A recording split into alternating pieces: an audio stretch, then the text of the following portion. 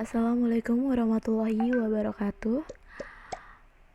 Perkenalkan, nama saya Syafatul Trianita dengan nomor NIM 17244 dengan kelas sore program pendidikan akuntansi di salah satu perguruan tinggi di Semarang, yaitu STIE Widya Manggala.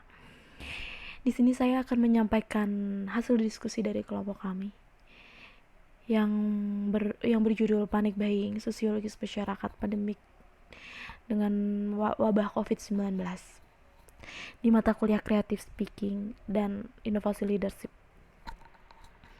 Mengapa kelompok kami ingin mengangkat mengenai panik buying sosiologis masyarakat pandemi COVID-19 ini?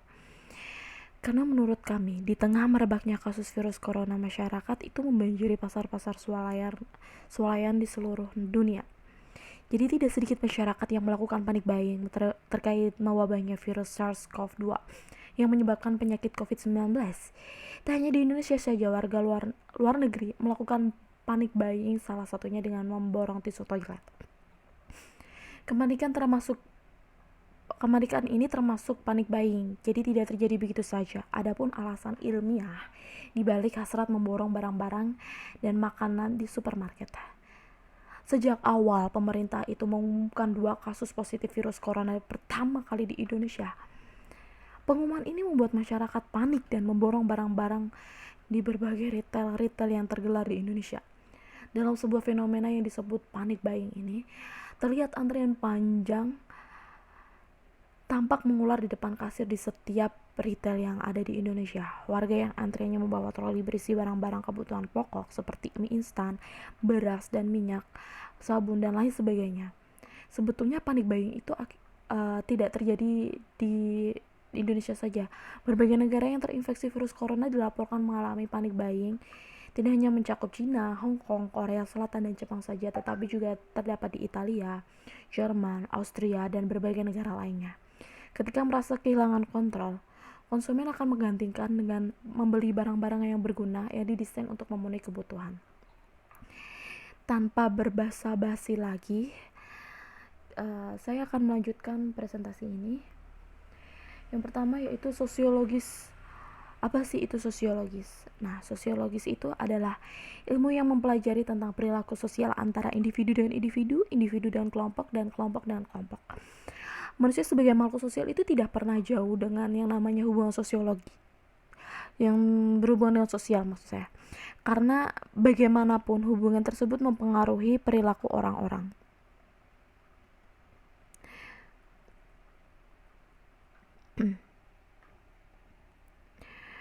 Bagaimana institusi sosial utama seperti pemerintah, agama, dan ekonomi mempengaruhi kita, serta bagaimana kita sendiri mempengaruhi orang lain dan kelompok, bahkan organisasi. Saya mengambil salah satu contoh, yaitu dari tokoh yang pertama kali mengemukakan istilah sosiologi, yaitu Auguste Comte pada tahun 1798 sampai 1857. Jadi beliau adalah seorang filosof dari Perancis, sehingga Auguste Comte dikenal sebagai bapak sosiologi. Secara etimologis, sosiologis berasal dari 2 kata, yaitu sosios dan logos, yang berarti perkataan atau pembicaraan. Jadi sosiologis adalah ilmu yang mempelajari tentang cara bermasyarakat. Beberapa pendapat para ahli pengertian sosiologis yaitu seperti Roger Warren, Sello Somarjan, Mayor Pollack, itu berpendapat bahwa sosiologis itu salah satunya dari Rucek dan Warren. Sosiologis itu adalah ilmu yang mempelajari hubungan antar manusia dan kelompok. Yang kedua yaitu dari Sello Somarjan dan Sorman Somardi, yaitu sosiologis adalah ilmu kemasyarakatan yang mempelajari struktur sosial dan proses-proses sosial termasuk perubahan sosial. Yang ketiga yaitu Mayor Pollack, yaitu sosiologi adalah ilmu pengetahuan yang mempelajari masyarakat secara keseluruhan, yaitu hubungan antara manusia satu dengan manusia lain, manusia dengan kelompok, kelompok dengan kelompok, baik kelompok formal maupun kelompok informal, atau baik kelompok statis maupun dinamis. Selanjutnya, saya akan membahas mengenai pandemik. Pandemik apa sih kata pandemik itu? Jadi pandemik itu dari bahasa Yunani yang artinya itu semua, dan demos yang artinya orang. Jadi pandemi itu adalah epidemi atau sebuah penyakit yang menyebar di wilayah yang luas, misalnya beberapa benua atau di seluruh dunia bahkan. Jadi penyakit endemik yang meluas dengan jumlah orang yang terinfeksi yang stabil bukan merupakan pandemi. Jadi kejadian pandemi flu pada umumnya mengecualikan kasus flu musiman. Sepanjang sejarah, sejumlah pandemi penyakit telah terjadi seperti cacar atau variola, tuberkulosis. Jadi salah satu pandemi yang paling menghancurkan adalah maut hitam yang menewaskan sekitar 75 sampai 200 juta orang pada abad ke-14. Jadi pandemi adalah salah satu wabah penyakit global. Menurut WHO, pandemi dinyatakan ketika penyakit baru menyebar di seluruh dunia melampaui batas. Ada banyak contoh sejarah yang terbaru, ada pandemi COVID-19 ini salah satunya, yaitu pandemi yang mirip flu dinyatakan WHO. Wabah pada 12 Maret 2020, istilah pandemi menurut KBBI dimaknai sebagai wabah yang berjangkit serempak di mana-mana, meliputi daerah geografis yang luas. Dalam pengertian yang paling klasik, ketika sebuah epidemi menyebar ke beberapa negara atau beberapa wilayah dunia. Kita lanjutkan, yaitu coronavirus atau COVID-19. Ini adalah sebuah penyakit dari sebuah virus. Jadi penyakit coronavirus 2019 atau dalam bahasa Inggrisnya adalah coronavirus disease 2019 disingkat COVID-19 adalah penyakit menular yang disebabkan oleh SARS-CoV-2, salah satu jenis coronavirus. Penyakit ini mengakibatkan pandemi coronavirus 2019 sampai 2020. Penderita COVID-19 itu dapat mengalami demam, batuk kering, dan sulit sekali bernafas atau sesak. Sakit tenggorokan, pilek, dan atau bersin-bersin lebih jarang ditemukan sih. Pada penderita yang paling rentan, penyakit ini dapat berujung pada pneumonia atau kegagalan multiorgan. Infeksi menyebar dari salah satu orang ke orang lain itu melalui percikan atau droplet dari saluran pernafasan yang sering dihasilkan saat batuk atau bersin. Jadi coronavirus ini dapat tersebar karena cairan yang keluar dari korban yang sedang mengalami sakit COVID ini. Jadi entah itu air mata, entah itu air liur, entah itu air kencing, air mani, atau air yang dihasilkan dari tubuh korban itu kita mengenai orang lain, maka orang lain tersebut dapat tertular.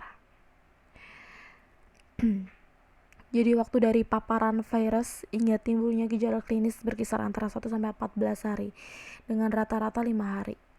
Maka dari itu pemerintah itu mengeluarkan peraturan, yaitu dengan lockdown selama 14 hari, bahkan sekarang bisa ditambah lebih dari 14 hari.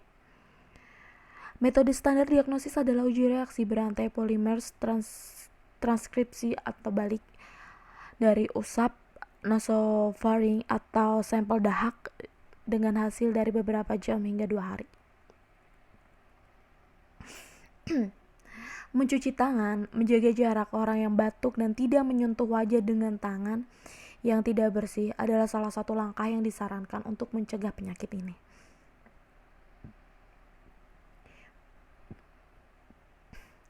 Disarankan untuk menutup hidung dan mulut dengan tisu atau siku yang bertekuk ketika batuk. Organisasi Kesehatan Dunia (WHO) dan Pusat Pengendalian Pencegahan Penyakit (AS) CDC merekomendasikan kepada orang-orang yang menduga bahwa mereka telah terinfeksi untuk menggunakan masker bedah dan mencari nasihat medis dengan memanggil dokter dan tidak langsung mengunjungi ke klinik. WHO menjelaskan coronavirus ini menjadi bagian dari keluarga besar virus yang menyebabkan penyakit yang terjadi pada hewan atau manusia. Manusia yang terjangkit virus tersebut akan menunjukkan tanda-tanda penyakit infeksi saluran pernafasan mulai dari flu sampai lebih serius seperti Middle East Respiratory Syndrome atau MERS dan Severe Acute Respiratory Syndrome atau SARS atau sindrom pernapasan akut berat. Jadi coronavirus sendiri itu jenis baru yang ditemukan manusia sejak muncul di Wuhan, Cina. Jadi tempat itu seperti pasar hewan pada Desember 2019 dan diberi nama Severe Acute Respiratory Syndrome Coronavirus 2 atau SARS-CoV-2 sehingga penyakit ini disebut dengan Coronavirus Disease 2019 atau COVID-19. WHO mengumumkan COVID-19 menjadi nama resmi dari virus corona yang berasal dari Wuhan, China. Selanjutnya, saya akan melanjutkan yaitu panic buying. Jadi dari tadi saya itu dari awal saya mengatakan panic buying. Panic buying itu seperti apa sih? Panic buying itu merupakan fenomena di mana masyarakat melakukan penimbunan beberapa barang pada saat terjadi situasi darurat tertentu. Terus dia juga melakukan pembelian barang-barang atau kebutuhan pokok secara banyak dan secara jumlah yang besar dalam partai yang besar. Dalam merebaknya virus corona ini, salah satu yang masih menjadi kasus yang selalu menjadi mencekam sekali, yaitu dalam kasus merebaknya virus corona ini barang-barang menjadi incaran para konsumen itu adalah hand sanitizer dan masker.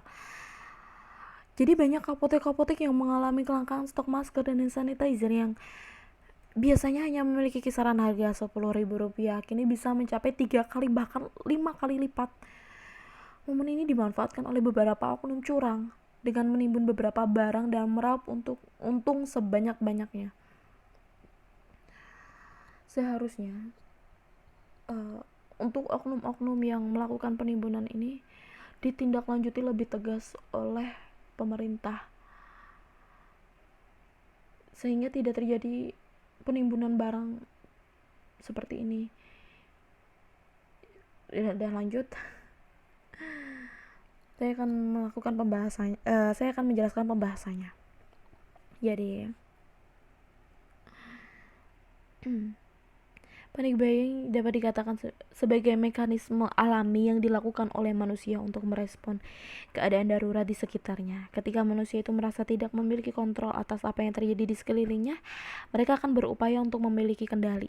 Nah, merebaknya virus corona di berbagai tempat membuat banyak orang tidak memiliki kendali untuk menghentikan infeksi virus. Oleh karena itu, usaha untuk mencegah menggunakan masker dan hand sanitizer dirasa lebih dapat mereka kontrol. Hal ini kemudian menjelaskan kenapa jumlah permintaan dua barang tersebut begitu melonjak dan mengalami kelangkaan stok, serta kenaikan harga yang begitu drastis. Dalam sebuah penelitian di tahun 2010 oleh Owen Kulameka dari University of Illinois, menuliskan bahwa panik dan perilaku antisosial bukanlah karakteristik pembelanjaan para prabencana. Helen Jarvis, seorang dosen psikologi di Universitas College London, mengatakan untuk menghadapi ancaman yang tidak diketahui orang-orang menggunakan apa yang sudah mereka ketahui tentang ancaman yang tampaknya serupa. Kita lanjutkan.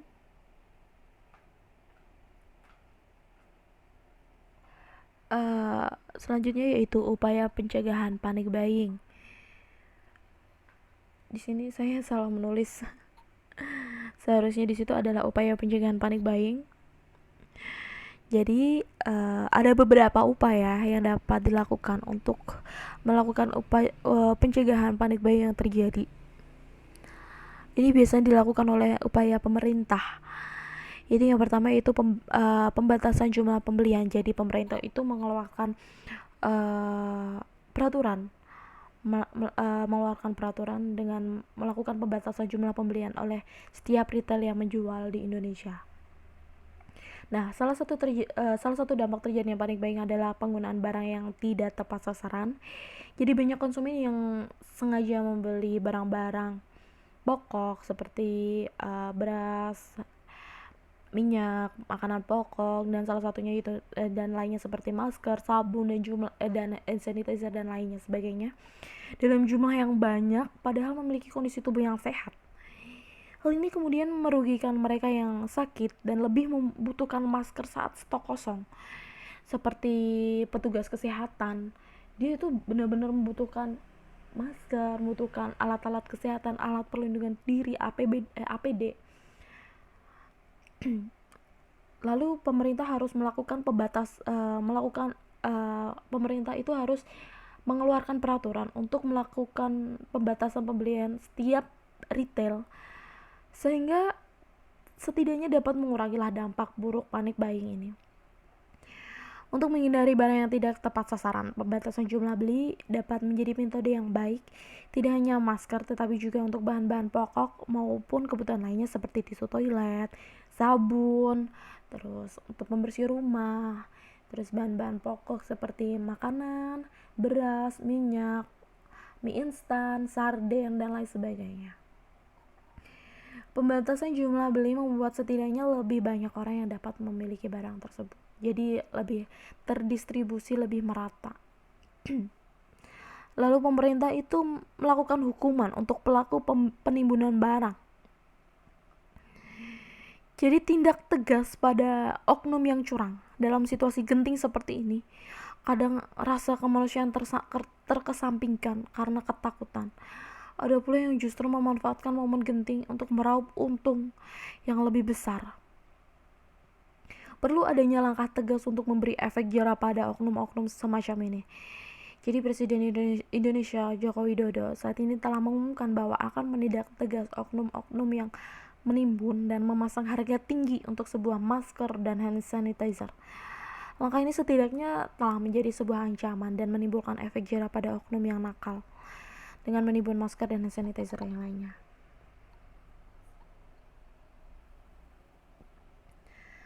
Adapun beberapa upaya pemerintah yang lainnya seperti pemerintah sendiri sudah berkoordinasi dengan pelaku usaha retail.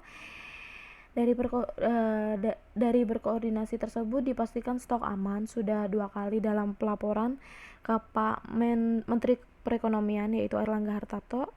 Intinya stoknya sudah sangat cukup. Kemudian mereka berharap masyarakat tidak melakukan panik buying karena stok aman.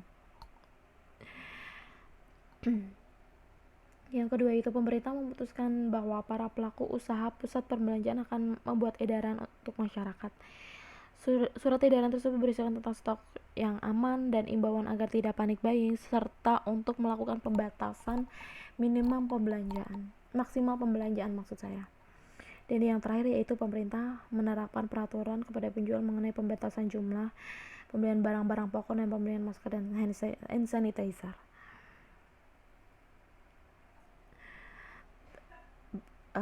Sekian presentasi dari saya. Dari sini saya akan mengambil kesimpulan. Jadi kesimpulan yang saya ambil mengenai pandemi COVID-19 ini, sebaiknya kita sebagai masyarakat tidak perlu terlalu panik yang berlebihan dalam menghadapi COVID-19 ini. Sebaiknya kita mentaati apa yang dianjurkan dan program pemerintah. Jadi apapun anjuran dari pemerintah itu pasti baik untuk kita. Jadi untuk memerangi virus ini, salah satunya yaitu self-isolation.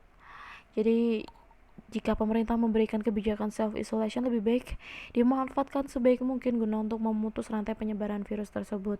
Tetap menjaga kebersihan diri dan kebersihan lingkungan serta mengkonsumsi nutrisi dan vitamin yang cukup. Selain itu, jangan terlalu panik.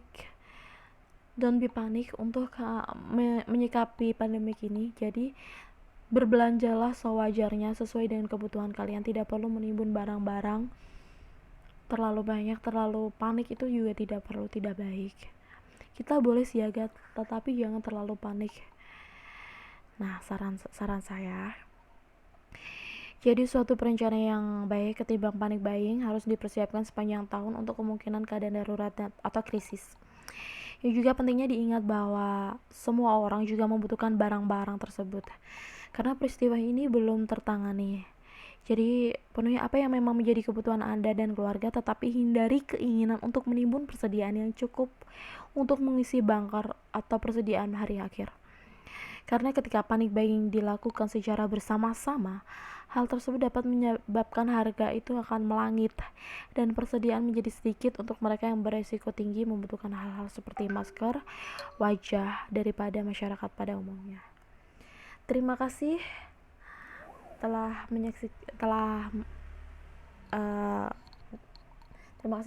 melihat dan menyimak presentasi dari saya. Mohon maaf apabila ada salah-salah kata. Wassalamualaikum warahmatullahi wabarakatuh.